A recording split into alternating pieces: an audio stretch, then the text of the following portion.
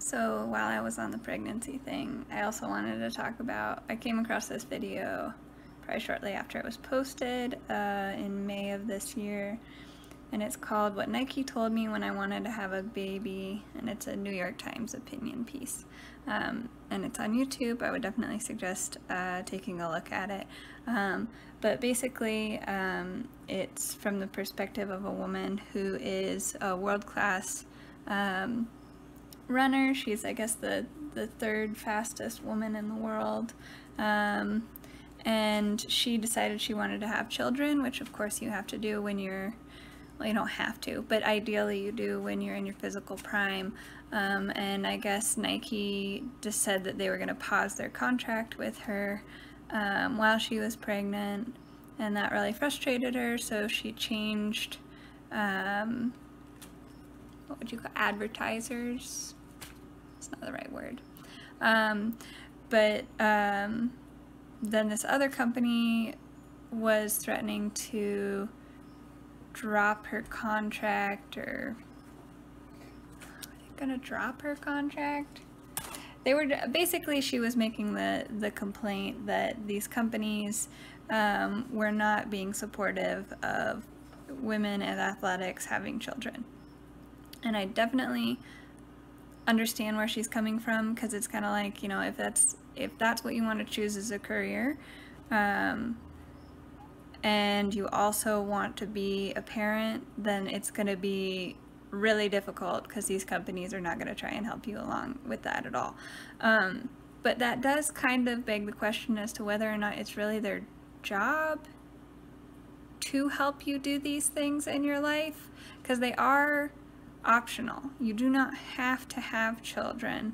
And if you're going to be an athlete and you're female, it's going to be really difficult for you to have children. So from the other video that I made, I talk about like kind of how hard it is on your body to be pregnant, especially if you're physically active.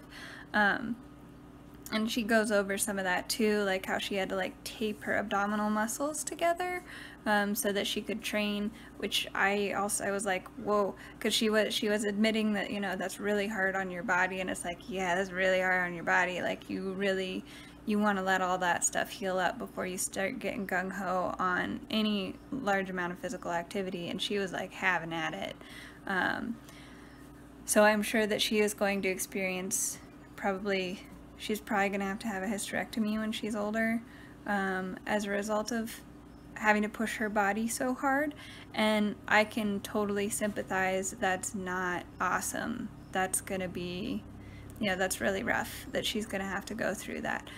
But at the same time, I also see that for these companies, if you force them to provide like paid maternity leave and stuff, then it's going to make it so that they're going to be less willing to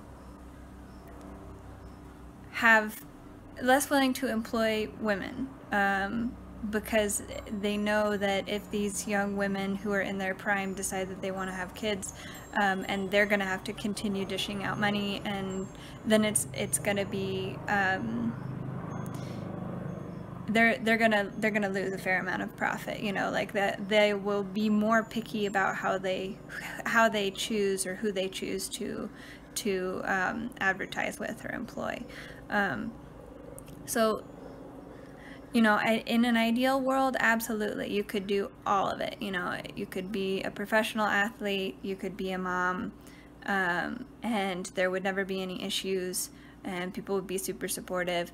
But in reality, when you're talking about a business, and that business needs to make money, and they're looking at you probably being, you know, not at your prime, not doing as well athletically as you would if you didn't get pregnant, for like a year minimum, basically. So, you know, from the time that you get pregnant, you're dealing with like fatigue and loose muscles and all of the other fun stuff that goes along with that, to postpartum, like trying to heal your body and get back in shape after everything that you've gone through. So You know, if there was a male equivalent, I'm sure that would even out the field, but there's just not. And it's a pretty interesting video. So she said that they told her that, like, words that they used was that they called it a distraction or an injury, and she was really upset by that. But I think that, to be fair, if you logically think about it, it is basically a voluntary injury. Your body is injured as a result of you carrying a baby and giving birth. It takes a while to heal.